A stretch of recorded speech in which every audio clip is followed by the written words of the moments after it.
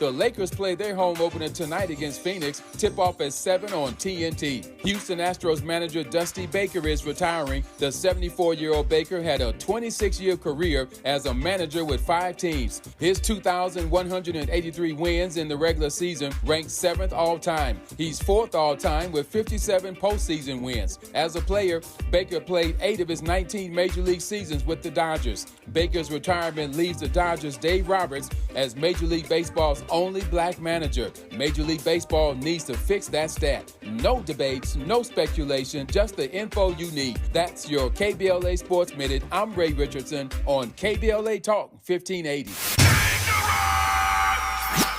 Environmental justice, pollution, and climate. In Los Angeles and across America, people of color are suffering and dying from disproportionate health impacts on a planet that has less than 10 years to prevent irreversible damage. Heat illnesses, respiratory illnesses, water-related illnesses, food system impacts, insect-related diseases, black maternal health, and mental health effects.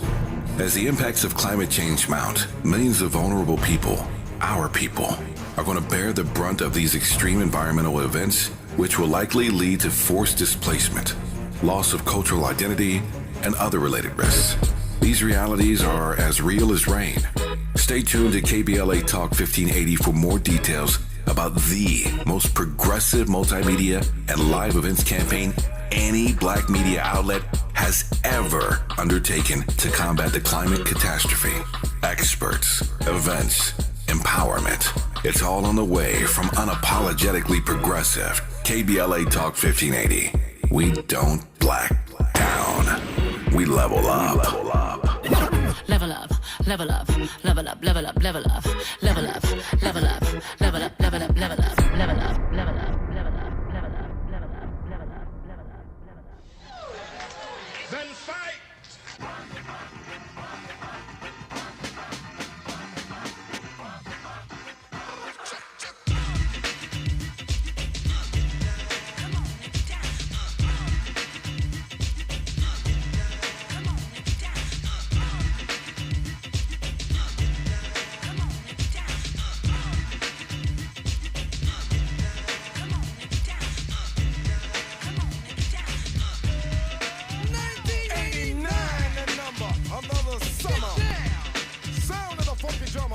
I'm Tavis Smiley. In this hour, 2 conversations on the B-side. We'll talk politics with senior political analyst for CNN, John Avlon. A lot to take his temperature on, including the new Republican House Speaker, Louisiana's Mike Johnson. We'll talk about this tentative agreement between the UAW and Ford, 2 other car companies to come to terms with, but at least it appears there's an agreement between the UAW and Ford, and we'll get John's take on this Clarence Thomas news of yesterday. If you haven't heard that story, you'll want to hear that and get John's read on that. We'll do that on the backside of this hour. We commenced this hour, though, talking about how many more racial dog whistles we can endure in these Republican presidential candidate debates. The next GOP debate is just around the corner, November 8th in Miami to be exact. Only God knows how much worse things are going to get on a debate stage in Florida, of all places. We'll talk about it now with Calvin Schermerhorn, professor in the School of Historical, Philosophical, and Religious Studies at Arizona State University. Professor Schermerhorn, how are you today? Great, thank you. It's a pleasure to be on your show. It's good to have you on. Thank you for the time. Let me start with this. I mentioned in Florida, of all places. Give me your sense of how the setting might impact what to expect from this next Republican debate. Florida, of course, the home of Ron DeSantis. Florida, the home these days of Donald Trump. We know all the shenanigans that Ron DeSantis has been up to, say nothing of Mr. Trump. But I wonder to what extent you think the setting will impact whatever is going to happen or transpire on this debate stage. The setting is important. Here we are in Miami. We'll be in Miami on November the 8th. I'm in Donald Trump's backyard and in Ron DeSantis' state.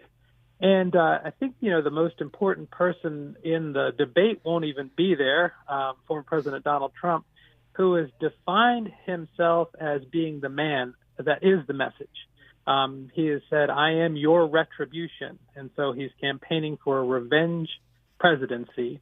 Advocating or at least tolerating the use of violence, and so we kind of see this in the background. Governor DeSantis has set down a hard line on censoring public schools, even censoring corporate speech like Disney. This is not news to any of the listeners here, but this is certainly important because it kind of showcases the place in which all of this is taking place. Yeah. How do you read or how do you process Trump's statement? He's made it more than once that I am your retribution. That's a politically loaded statement, and one could spend hours just unpacking that statement. But how do you read that frame that he has put himself in, that I am your retribution? He's making himself the subject of the campaign. And why is that significant? Since the Republican Party was formed in the 1850s, in each presidential election, they put down a platform saying, this is what we stand for, this is what we're about. They stopped doing that in 2020 when they simply nominated Donald Trump for re-election and said, sorry, we don't have a platform, we have a person. We have a person who now represents, you can project onto this person your fears, your hopes, your expectations. But really have kind of unloaded that heavy intellectual task of saying what we're actually for, and say we're just for this person, whatever he happens to say at the time. And so on, things like climate change or elections, you can, it's almost an hour by hour change in what the candidate says. I'll discuss this more with John Avlon, as I mentioned moments ago, on the backside of this hour, but let me pivot for a moment here to the new Speaker of the House, Mike Johnson, and I'm raising this issue because of what you just said about Donald Trump. So we now know that Trump didn't waste any time congratulating Mike Johnson, and why wouldn't he? So now here's what we have. This is the frame that we're in. The third person in line to the presidency did not want to accept the results of the last presidential election. Say nothing of all the other issues on which he is out of step with most Americans. But the concern that's already being raised is that if this is a close election, and at the moment we expect that it will be, if it's a close election and we find ourselves in the same situation we found ourselves in, the last time around, but now the Speaker of the House is a Donald Trump sycophant who has all kinds of powers and authorities. And we already know his relationship to Donald Trump. There are already concerns being raised about what happens when somebody that high up with that much power gets a chance to play a role in a process that, again, may result in an election that's really, really close. Your views on the role that Mike Johnson could play, just what it means broadly that somebody who has that kind of allegiance to Trump is now the Speaker of the House. Yeah, it's kind of a nightmare scenario in which someone who has gone on record as support of trying to undermine the 2020 election is now in charge of taking that process forward. Mm-hmm. And this is the worry that you don't see democracies fall dramatically in many cases, but you can see the erosion step by step until almost imperceptibly you've crossed a line. And so as we, since 2016, the lines have been crossed and crossed and crossed. And so where do we end up there? I'm actually concerned, too, with what's behind this, which is we think we're in a period of profound voter suppression and policies that we really haven't seen since the Jim Crow era. That are targeting African American voters. When we think about the history of this with tax and literacy tests, gerrymandering, violence and intimidation at the polls, if it comes to what you're saying, what's behind that is this incremental repeal of civil rights Yep. over that we've gained over the last 60 years. Let's talk more about that incremental repeal of civil rights when we come forward. Let's talk more about the erosion of American democracy. And let's talk about these racial dog whistles that we saw at these first two Republican debates and what you think is in the offing for the third one in the state of Florida, as I said. We're talking with Calvin Schermerhorn. You're listening to Tavis Smiley. Seeking the truth. Speaking the truth. This is the Tavis Smiley Show.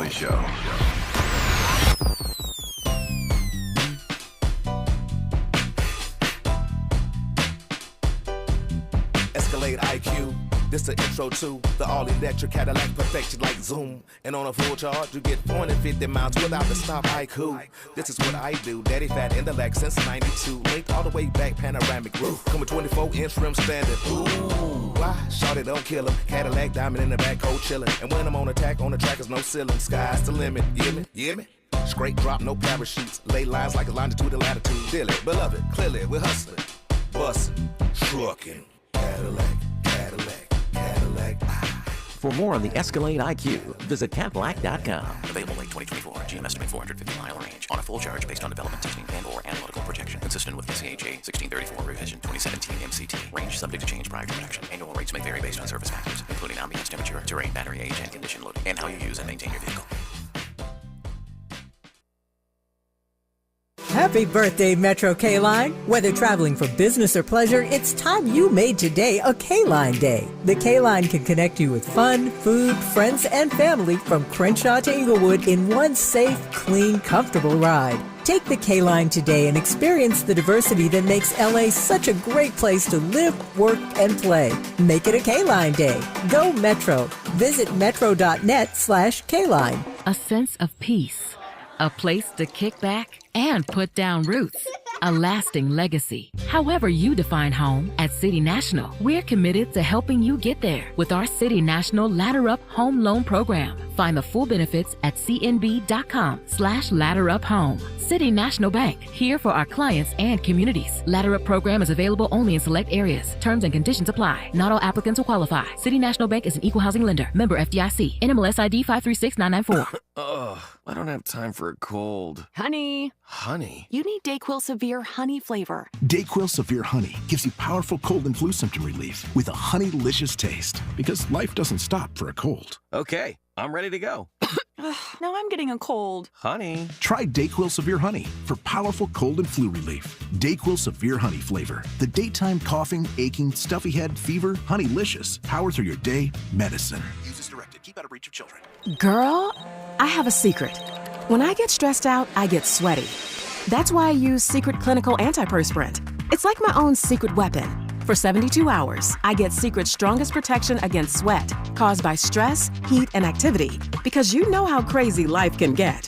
Plus, it's made with advanced odor fighters that don't just cover up smelliness. They help prevent it from happening in the first place. Believe me, if I weren't wearing Secret, I'd be a hot, smelly mess. Thankfully, Secret works. Helping to make you the most knowledgeable person in your circle of friends. This is Tavis Smiley. You made a powerful point moments ago, Professor Schermerhorn, when you talk about the fact that democracies just don't fall flat. They don't fall overnight. Over a period of time, it's almost imperceptible, the ways in which we experience an erosion of our democracy. Clearly, we could have a conversation about the fragility of our democracy, but tell me more about the ways in which you think that our eyes aren't even on the ball when it comes to the steady erosion of this experiment in democracy. This is a great question. And so if we want to go back 10 years to the Supreme Court case, Shelby County v. Holder, in which the conservative majority invalidated parts of Section 4 of the Voting Rights Act of 1965. This essentially said that a history of discrimination is over, and therefore we do not need to pre-clear states like North Carolina or Arizona, where I'm calling from, for possible discrimination. And this gave the green light, and I will say to the Republican Party, to target ways in which African Americans vote and close and lean on the door. I don't say close the door, but make it more difficult for people of African descent to vote. And so we've seen this, and then we've seen cases that come up after this. And it's a kind of a tug of war, but it's certainly resolving on the side of those who would suppress the vote. And so you don't see, this is not, something that just happens. It's not an event you can really report on, but it's a process that creeps over time. Some would argue that there's a senator from your state in Arizona that has aided and abetted this process of an erosion of our democracy, given the fact that they have blocked over a period of time some important legislation from advancing in the Senate, like meaningful reform on voting rights, like meaningful police accountability, et cetera, et cetera. How would you respond to those who would critique that particular senator from your state of Arizona?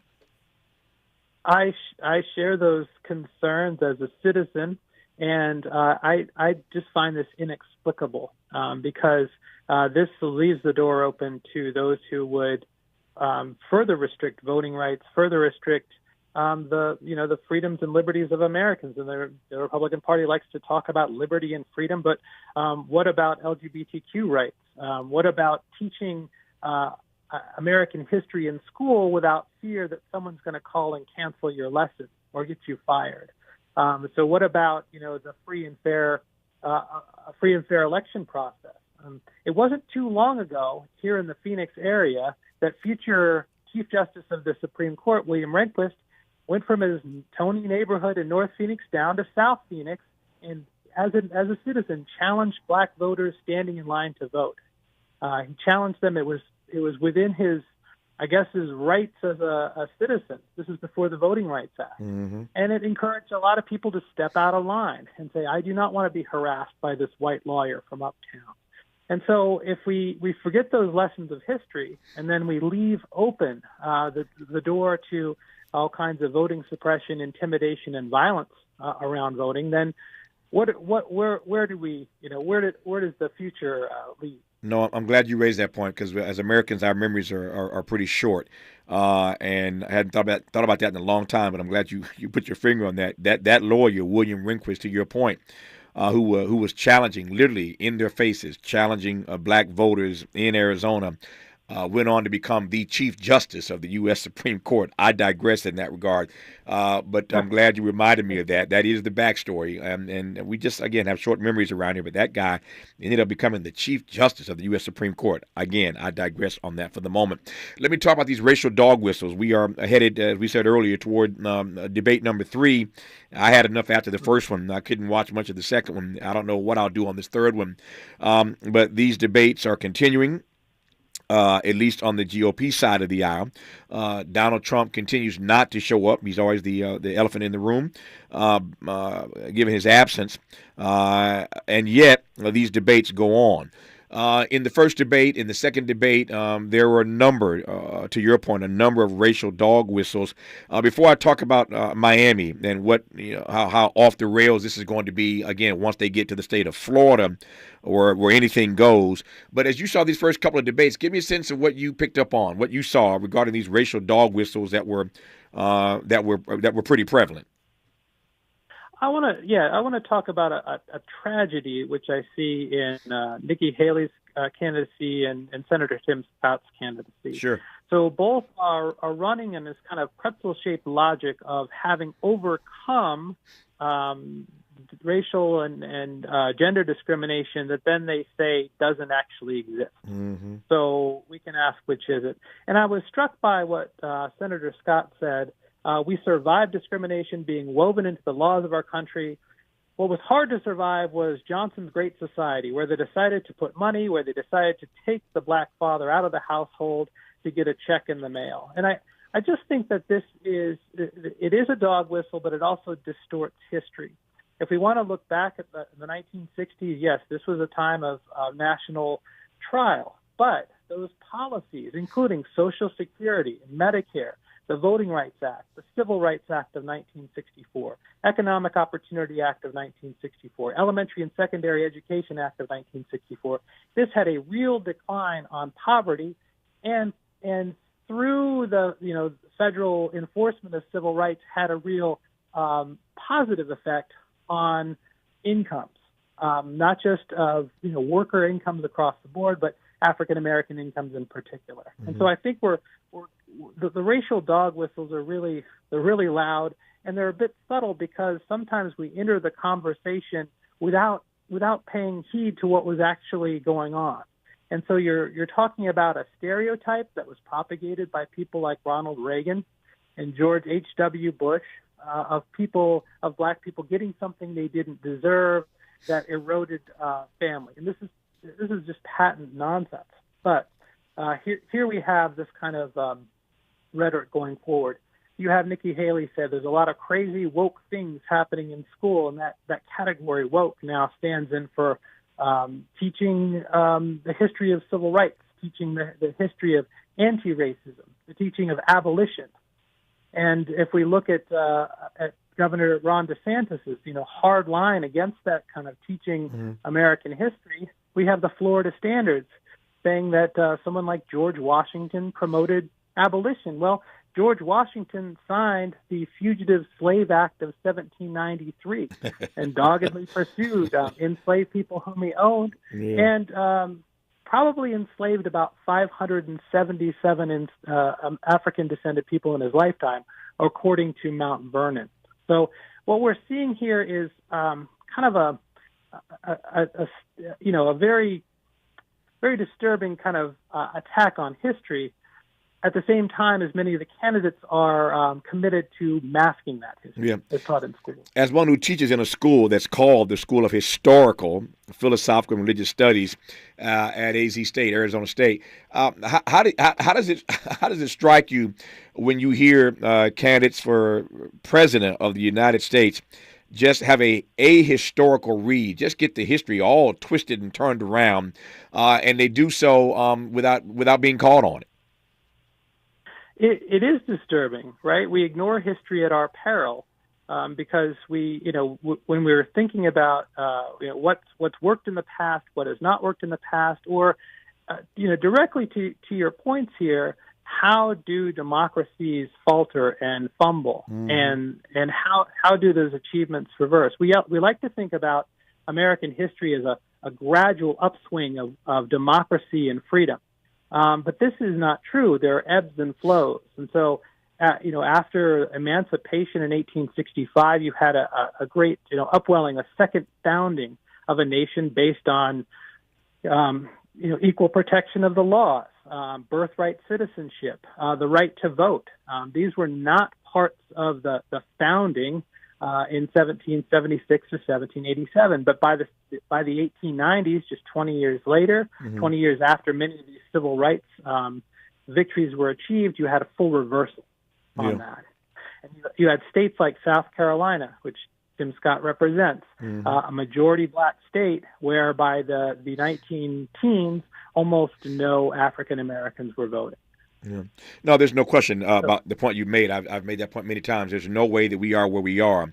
I still call this an experiment in democracy. We're not quite there yet. As I see it, we have a Madisonian framework for democracy, but I still call us an experiment in democracy. But we would not be where we are now without, to your brilliant point, interposition and nullification and amendment and protest. That all brings us to where we are today, still trying to make this a more perfect union. Let me go back to the point you made a moment ago, just watching my time here, about Nikki Haley and Tim Scott. It's a salient point, a subtle point, but salient, and I think relevant, and I want to just come back to it right quick. And that is this notion that every time you hear Tim Scott, every time you hear Nikki Haley, we'll hear them again November 8th on this debate stage in Florida, they keep pressing this notion that they overcame racism. They overcame gender bias. And to your basic but brilliant point, which one is it? Did you overcome it, or does it not exist? And yet they keep pressing this claim, and nobody seems to call them on it. Right. But that's the kind of the vice grips of the party that they're trying to persuade to get behind them. And when Nikki Haley says I'm a union buster, this is also kind of attacking the mechanisms that allowed people to climb out of this of racial traps. Yeah. That job discrimination, et cetera. We're going to talk to John Avlon from CNN in the last half hour of today's program about a number of political trending topics. Before I get to him, though, let me just raise this with you. We now have a new Speaker of the House, third in line to the presidency. There are all kinds of issues with this guy, Mr. Johnson. Again, we'll talk to John about some of that. But what this process says to me and to many fellow citizens, from McCarthy to who was it, Scalise to Jordan to Johnson. I've lost sight of all the drama now. I think I got those names in order. But my point is that in this process, we saw and the nation saw a Republican Party in the House in disarray. Clearly, they're in disarray. I wonder whether or not you think the party writ large is in the same kind of disarray as what we saw in the House over the last couple of weeks. I don't think it is because it seems to be uniting around this personality, right? Donald Trump, and I'll leave it to the pundits to be more specific than that. But unfortunately, the candidates aren't disagreeing on things like being against civil rights or being against abortion, which, as your listeners know, adversely affects African American women disproportionately to white women. So it's a civil rights issue. They don't disagree on an array of very hostile, very mean-spirited, kind of simplistic attacks on teachers and healthcare under the rubric of spending. They simply disagree on how best to kind of promote that, and this is a very worrying. It's very worrying that there's not a whole lot of internal debate. How concerning should that be for all of us? That you got a stage full of candidates who don't disagree on any of those issues. Right. I think it's worrying because, again, here's a tableau of some people who show up and want to be taken seriously, and for whatever we think about the policies and the delivery, at least they showed up. But the guy who's winning the race does not show up and uses not showing up as a kind of a campaign tool that seems to be working. And so that maybe that's the worry. It's the institutions. It's this is unprecedented. I mean, are we, like you say, a democracy that's stable and building, an experiment that's strong, or how is it possible for someone to be the next president of the United States who does not care enough to show up to the debate? Yeah, no, it's a powerful question, and one that the GOP isn't interested in answering at the moment. And as we sit today for this conversation, that guy, Mr. Trump, is the presumptive nominee of that party. We shall see. Let me close in the 90 seconds I have left right quick here. I in studying and preparing for our conversation, I note that you teach slavery and human trafficking in a comparative perspective, viewing modern slavery in historical terms. In 90 seconds, how does one do that? How does one teach in that frame? Well, you look back at history and say there are certain commonalities that link human experience across geography and across time. And so things like coercion, theft of labor, institutional violence against people, and so you kind of look for those commonalities. I like to think in terms of how if racism is written into the American DNA. Then once slavery ended, the process didn't end. The process of theft didn't end. And so that's why we can look at, we can take California's reparations task force very seriously as an extension of that historical endeavor. No, it's a powerful answer. I'm going to noodle on that. If racism is in the DNA of this country, just because slavery ended doesn't mean that it's all of a sudden out of your bloodstream. I digress. Powerful point. Calvin Schermerhorn is a professor in the School of Historical, Philosophical, and Religious Studies at Arizona State University. Professor Schermerhorn, good to have you on. All the best to you, sir. Thank you for your time. Thank you. It's been a pleasure. Pleasure's all mine. We'll wrap today's program talking politics with John Avlon of CNN. You're listening to Tavis Smiley. Hope, agency, dignity. This is Tavis Smiley. Can you dig it? Come on! If you're like me, 60 and retired, making ends meet, especially here at the supermarket and drugstore, is tough. I'm so blessed to have found benefitscheckup.org. It's a free and confidential website from the National Council on Aging that connected me to $1,200 a year in programs that help pay for food, medicine, utilities, and more. Maybe it can help you. BenefitsCheckup.org. My daughter was diagnosed with a rare malignant rhabdoid tumor on the spine. They sent her straight to St. Jude. My hope was gone. But when you get there, everyone's like, hey, we're not going to give up. And when you see other people not giving up on your child, that makes all the difference in the world. When I found out I didn't have to pay, I was just grateful. They saved my baby's life. Finding cures, saving children. Learn more at stjude.org. Good morning, I'm Mike Moore. Here's the latest from the Black Information Network. Negotiators for SAG-AFTRA and the CEOs of the major Hollywood studios have another meeting planned for today. Negotiators representing actors spent Wednesday reviewing the latest counteroffer from the studio heads instead of holding another meeting. Former NBA star Dwight Howard is denying sexual assault and battery allegations filed against him. The African-American athlete asked the court to dismiss a civil lawsuit he's facing in Georgia after an original complaint was filed in July. Howard says he engaged in consensual sexual activity with a man named Stephen Harper in July of 2021. Harper accused Howard of intentional infliction of emotional distress and false imprisonment during an encounter. And that's the latest. I'm Mike Moore from your 24/7 news source, the Black Information Network and BINnews.com. We have a new wreck working on the 605 South at the 5. The carpool lane taken away with an injury crash. Traffic is slow from Rose Hills Road. In Diamond Bar, stalled semi, 60 eastbound at the 57. And in the San Fernando Valley, 170 northbound past the 134 split, you've got a large bumper reported in your right lane. The Monterey Bay Aquarium is more than a place to learn about ocean animals. They're also working to inspire conservation of the ocean by stopping plastic pollution, supporting sustainable seafood, and minimizing our carbon footprint. Join them in their efforts to protect the ocean. Hi, I'm Kyle at Blindster.com. Shopping for new blinds? At Blindster, we offer over 50 different blinds, shades, and shutters at low prices, custom made for your windows, and shipping is free. Shop at home and order 10 free samples of any product before you buy. Blindster.com. Is this the Tiger? This is the KBLA Sports Minute with Ray Richardson.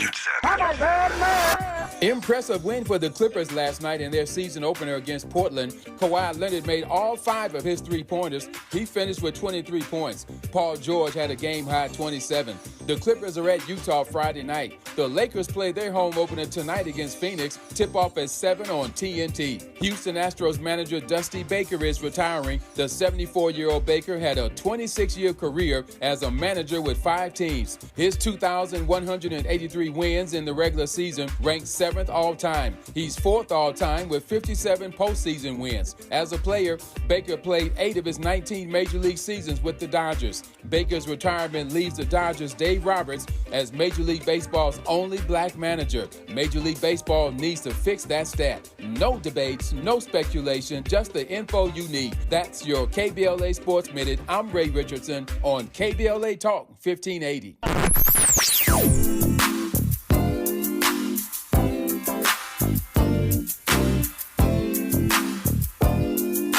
This is KBLA Talk 1580. Talk radio. That's music to your ears. We're unapologetically progressive. KBLA Talk 1580. Hey, Dad, how do airplanes fly? What's in this box? Is this tree good for climbing? How are babies made? What does this thing do? Kids are curious about everything, including guns. Talking to them about gun safety in your home is a good first step, but you can do more. Always keep your guns locked, unloaded, and stored separately from ammunition. Safe gun storage saves lives. Learn how to make your home safer at endfamilyfire.org. That's endfamilyfire.org. Brought to you by End Family Fire, Brady, and the Ad Council. I'm Ebony Loren, and Febrez's new scent, Soothe and Restore, is so good I wrote a song about it. I know just what I do. Febreze has my favorite scent. Makes the perfect environment. Sweet like sugar sugar, smooth shea butter. What could be better than being with each other now? Breathe, I breathe, for breathe. La, la, la, la, la. To some, this might sound like a typical family dog. But at Dog Chow, we know that for a veteran suffering from PTSD, this could be the sound of life-saving therapy. Thanks, Betty. That's why we've made it our mission to connect every military hero in need with a canine hero of their own. To learn about the simple ways you can help Dog Chow in our mission, visit dogchow.com/veterans. Hey, did you know Vistaprint prints everything a small business needs? Like if a barbershop needs signage, we print outdoor signs, posters, and banners. Or if a ballet school needs merch, 1, 2, we print tote bags, t-shirts, hoodies, hats. Or if a coffee shop needs a total refresh, latte for Mike? Vistaprint designs logos and prints it on menus, mugs, paper bags, anything. Because with Vistaprint, the printabilities are endless. Print it all with 25% off for new customers with code NEW25 at Vistaprint.com.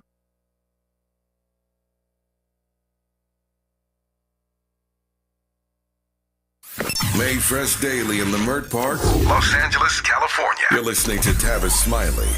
There's so many trending political stories. I began this program almost 3 hours ago today talking politics. I'm closing this program today talking more politics.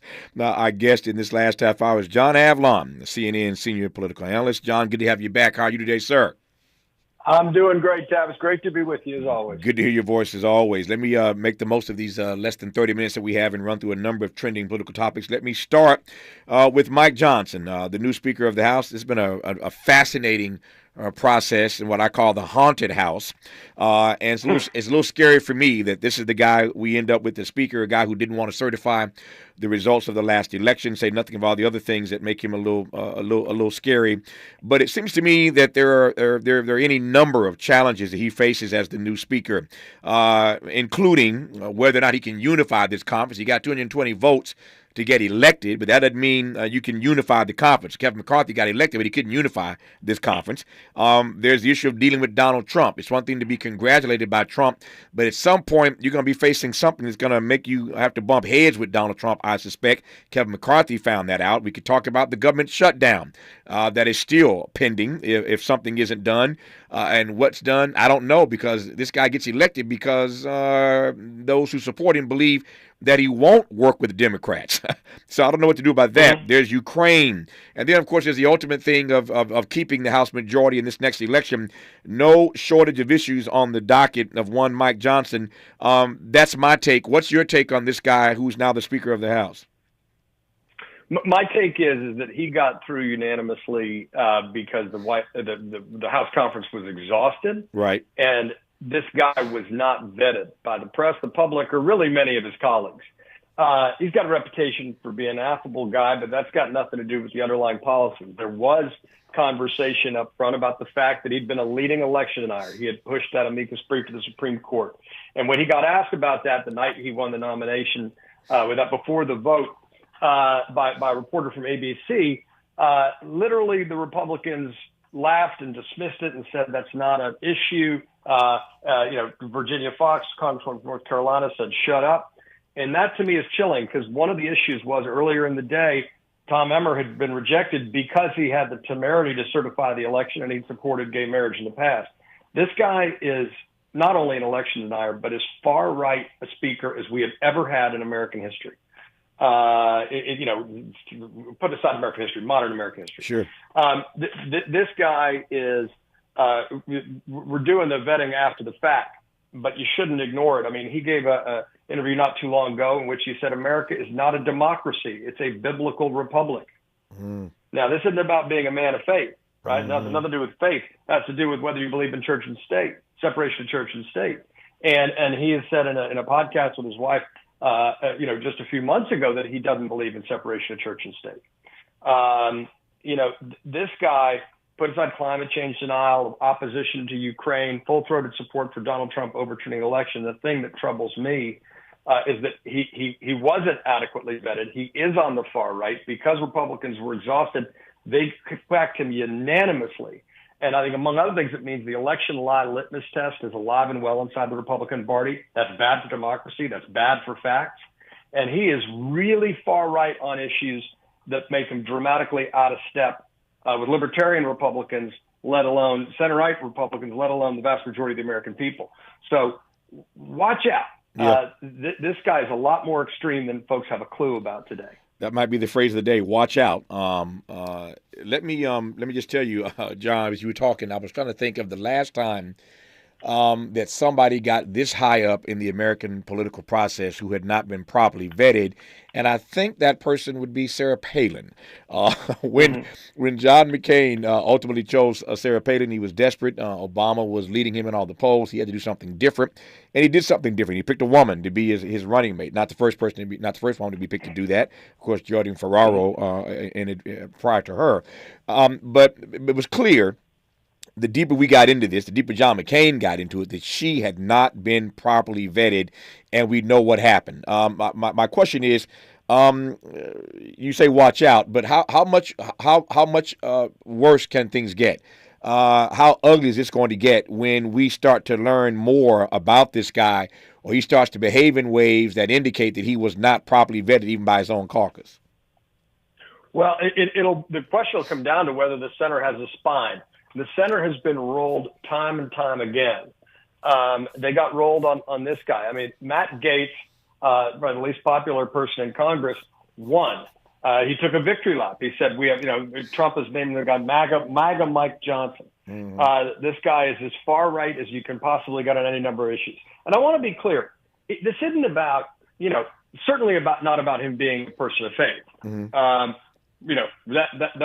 That's got nothing to do with this. It's about bringing your faith into your politics in a literal way that doesn't try to form a Big Ten. Again, saying that America is not a democracy, it's a biblical republic. And that trend towards anti-majoritarian democracy that we're seeing in some folks in the far right. Theoretically, the center could get a spine and stand up to him, and the margin's been tough to corral. But we'll see if they actually do that. What he's opposed to Ukraine funding for a while, for example. Biden administration said, look, balanced plan. Let's combine funding for Ukraine, Israel, Taiwan, and the border.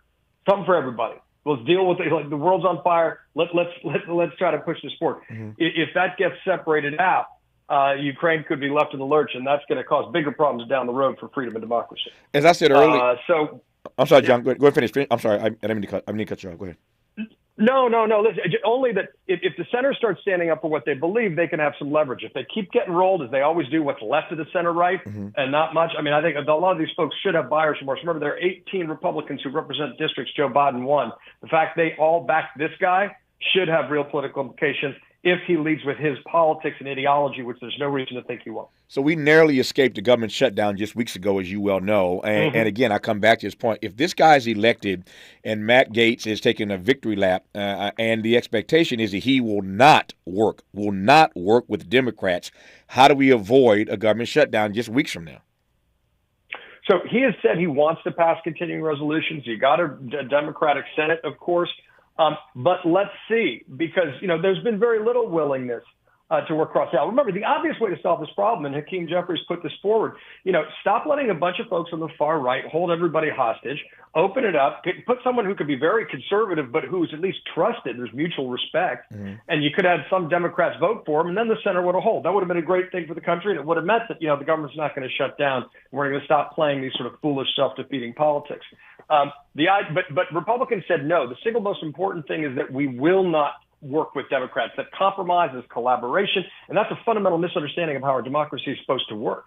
So watch this space, but there's no reason to think that we're going to escape through this. I hope we do. Believe me, I'd love to see this guy be more pragmatic and more focused on uniting people than dividing them. There's just very little in his own personal political record to suggest that's within his vocabulary. Let me ask you right quick and we'll move forward. What does his election say about the power of the radical right inside the GOP?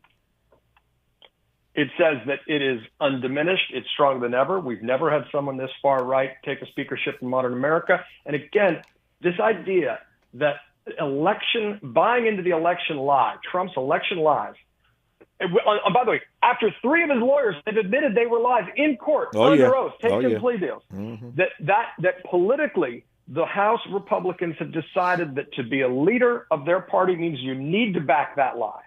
That says everything you need to know, because that's hostility to facts as well as authoritarian democracy.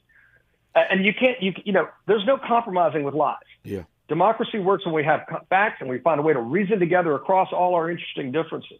And that shouldn't be, liberals and conservatives could find some common ground if you agree on common facts. You have hostility to common facts, we're in real fundamental trouble, and that's what Republicans have signed on to. And it looks like why they're drifting towards renominating a guy who tried to overthrow our democracy. That's Mike Johnson, your new Speaker of the House. When we come forward, we'll talk about Clarence Thomas. You're listening to John Avlon on Tavis Smiley. What's your quarrel with the world? You're listening to Tavis Smiley. What is dedication? My biggest fear in the middle of my addiction was that my kids wouldn't have a father. And I started thinking, you know what? This isn't my story. I definitely had to become a better man to be a better father. It's important to me that my kids are empowered and truly believe that if they can think it, they can do it. That's dedication. Visit fatherhood.gov to hear more. Brought to you by the U.S. Department of Health and Human Services and the Ad Council. Joey from Vermont, a farmer trying to get through the winter. Adriana from South Carolina, a single mother living paycheck to paycheck. Liam from Ohio, an injured father struggling to provide for his family. Hi, I'm Shanola Hampton, and I support the Feeding America network of food banks because they help provide over 6 billion meals to people in need each year. Learn more at feedingamerica.org.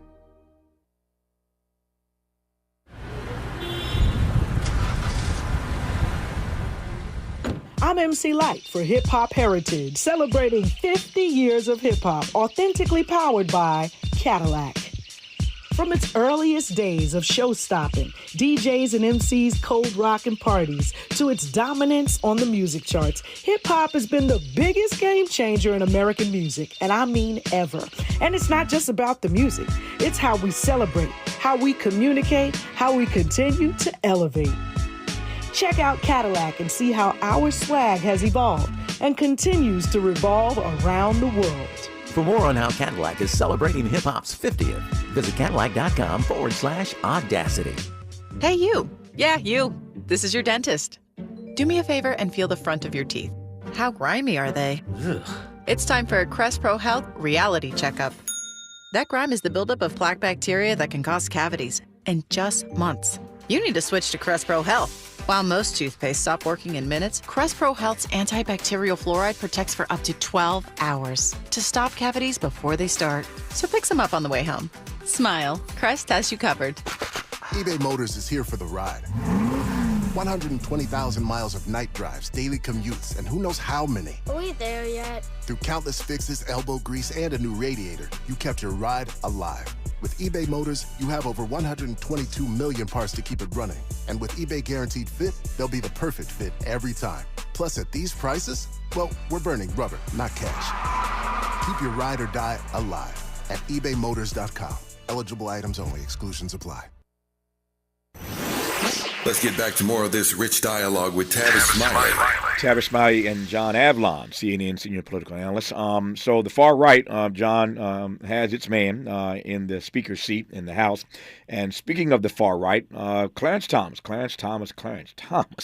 The justice's RV loan was forgiven, we are told, by a Senate inquiry.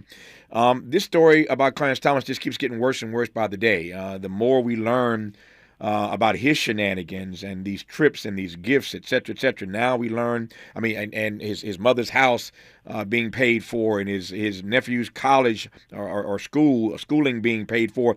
Now we learn that he got this loan from a wealthy friend to buy an RV motorhome, and the loan was essentially forgiven before he paid much or anything of it. It raises all kinds of questions about ethics and about tax implications, et cetera. Your thoughts on this Clarence Thomas story that just keeps, again, growing like a fungus? Well, look, my thoughts in general are the cornerstone of American law is this idea, sometimes elusive, of equal justice under law. And, I was struck that Justice Amy Coney Barrett, who's very conservative, came out and said there should be some ethics standards, which do not apply to federal judges except on the Supreme Court.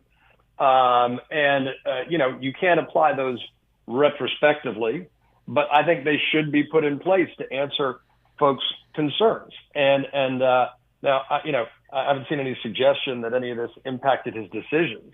He's a very conservative guy, and I think a lot of dislike of Clarence Thomas on some folks' part is simply about his beliefs, his conservative beliefs. And as long as they're honestly held and not improperly influenced, that is, what it is. I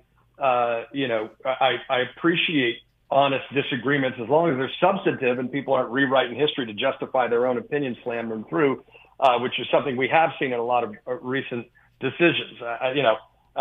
One other thing just jumps to mind, like Yale Law School, where he went, refuses to put his portrait up in the hall. That's inappropriate, right? He's a Supreme Court justice. He's a graduate of your institution. You disagree with him or not, he deserves that. But equal justice under law means, full disclosure, means treating people the same with regard to gifts and the implications.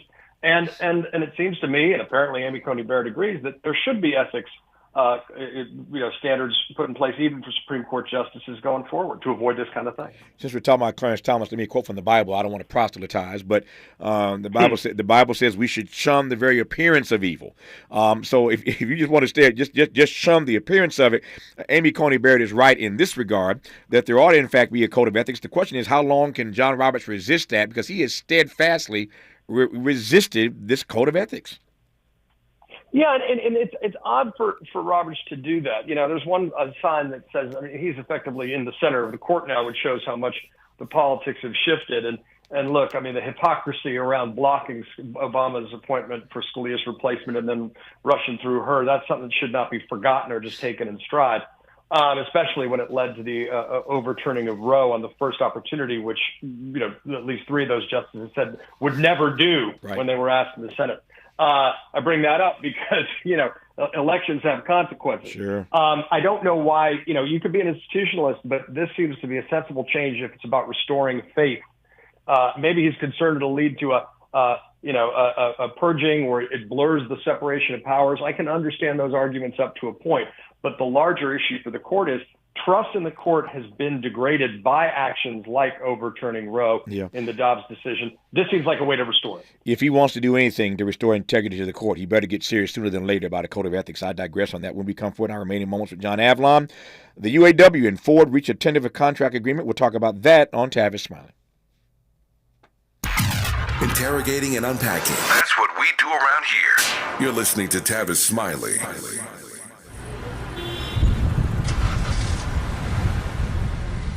What's up, party people? It's your favorite MC's favorite rapper, MC Light here. And we're celebrating 50 years of hip-hop, authentically powered by Cadillac. And we're going to take it way back to where it started. It was only fitting that hip-hop began with teenagers at a back-to-school jam in the rec room of a South Bronx apartment complex by an 18-year-old brother. By the way, I'm also sure he had a Cadillac parked outside. He noticed the energy on the dance floor when he switched between two turntables, extending the beats, repeating the breaks, and never losing the rhythms. And that was the birth of hip-hop. And from that moment, it took off. For more on how Cadillac is celebrating hip-hop's 50th, visit Cadillac.com/audacity. KBLA Talk 1580. We've got a lot to talk about.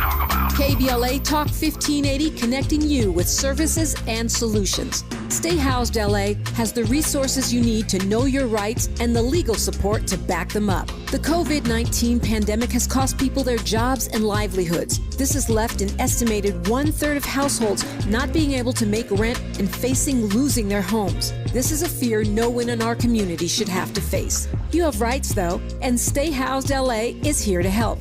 Stay Housed LA is a partnership between the County of Los Angeles, the City of Los Angeles, and local community and legal service providers. Together, they provide tenants with the information and support needed to exercise their rights so they can remain safely in their homes. Find out more about your rights by participating in a virtual tenant workshop. Get the legal assistance you need. Find additional resources in Los Angeles County and the City of Los Angeles. Stay connected to Stay Housed LA County for updates. This and more at stayhousedla.org. Stay connected to Stay Housed LA for updates. This and more at stayhousedla.org. That's stayhousedla.org. Or call their hotline at 213-694-0040. We've got your black with a community call to action from KBLA Talk 1580. The Chase Ink Business Premier Card is made for people who make things happen, like me. I'm Sam, founder and CEO of Manifest, a product design company that makes everyday products designed smarter. I get 2.5% cash back on purchases of $5,000 or more, plus unlimited 2% cash back on all other purchases, which helps us make more smart ideas into a brilliant reality. The Ink Business Premier Card. Learn more at chase.com/business premier. Chase for business. Make more of what's yours. Real business owner compensated for their participation. Account subject to credit approval. Restrictions and limitations apply. Cards are issued by JPMorgan Chase Bank. Any member FDIC. Sounds different, huh? This is Tavis Smiley.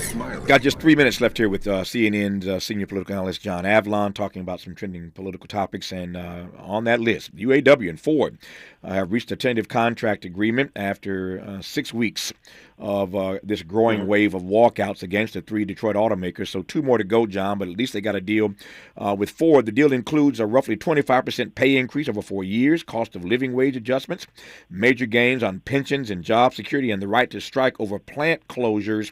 And so the union has called on those Ford employees to go back to work. This is a big deal. The question is whether or not it sets a standard for other workers throughout the economy in this season of strikes. John Avlon. Well, you got to think it does, right? I mean, 25% raise is a real deal impact. A lot of the provisions you just mentioned, that becomes a new standard, and the pendulum seems to be shifting back. And there's a lot of the economy that's going very well right now. I think one of the things that's peculiar is that it's shown up in people's spending, but not their sentiment. And inflation's been a real bear. It's going down, but Main Street has done pretty well in recent years. Middle class is starting to come back. This is a sign of that. What's your take on that? I think you're right about that. My question is, and I don't know the answer to this, and if I'm Joe Biden, I'm scratching my head. If I'm a Democratic operative, I'm scratching my head because you made a powerful point that the numbers are. I just saw numbers this morning. Job numbers are up. Biden has done a pretty respectable, decent job of stewarding the economy, but it's not showing up in people's sentiments. And the data that I keep reading about this presumptive race between this sequel between Biden and Trump, these numbers don't look good for Joe Biden. So the brother can't catch a break, as it seems to me. How do you read that? Well, that's one of the things you got to do more than shrug about it. There's some folks who are going to be partisan about the economy as long as their team's in time, but you got to look at the data. Right. If you got historically low unemployment and middle class wages are growing and manufacturing's starting to come back and job growth's been strong, how does that outside the fact that the partisan echo chamber tends to dilute that, why is it not being felt on the streets? That's a political problem for Biden, no question. But also I think it's a messaging problem. I think the right wing tends to be very disciplined in messaging in their own kind of ecosystem.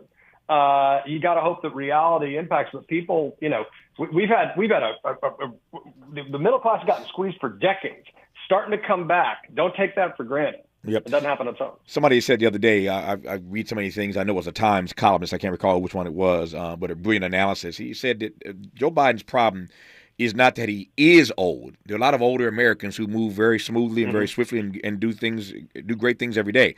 It's not that he is old. It's that he looks old and he moves old and he appears to be weak and he appears to be frail. Not that he is, but that he looks that way. And people are concerned that Kamala Harris ain't really the answer to the prayer if anything happens to him. And so my fear is that no matter how well he's stewarding and shepherding the economy, as long as folk think that the way he looks and the way he moves is scary to them, to reelect him, I think we got a problem. I digress on that for now. John Avlon, thanks for your input. We'll do it again down the road, my friend. All the best to you. Anytime, my friend. Thank you. Stay strong, brother. That's our show. Back tomorrow. Well, tomorrow's Friday. The best of Tavis Smiley tomorrow. Until then, thanks for tuning in. And as always, keep the faith.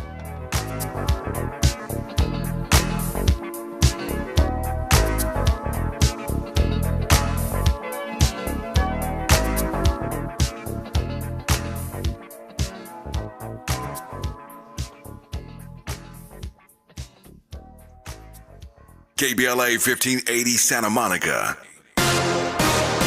Thank you for joining us. I'm Mike Moore. Here's the latest from the Black Information Network. Jamal Bowman is pleading guilty to a misdemeanor charge for pulling a fire alarm in a Capitol building. The African-American Democratic representative entered his plea in D.C. Superior Court this morning.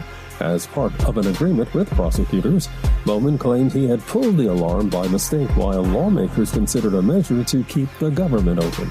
A tentative contract agreement has been reached between Ford and the United Auto Workers. The 4-year contract still needs to be ratified by the 57,000 UAW employees at Ford. Union President Shawn Fain says wages will go up 25% along with annual cost of living increases. Workers are still striking at GM and Stellantis. And that's the latest. I'm Mike Moore from your 24/7 news source, the Black Information Network and BINnews.com. The Monterey Bay Aquarium is more than a place to learn about ocean animals. They're also working to inspire conservation of the ocean by stopping plastic pollution, supporting sustainable seafood, and minimizing our carbon footprint. Join them in their efforts to protect the ocean. This is the KBLA Sports Minute with Ray Richardson. Impressive win for the Clippers last night in their season opener against Portland. Kawhi Leonard made all 5 of his 3-pointers. He finished with 23 points. Paul George had a game-high 27. The Clippers are at Utah Friday night. The Lakers play their home opener tonight against Phoenix. Tip-off at 7 on TNT. Houston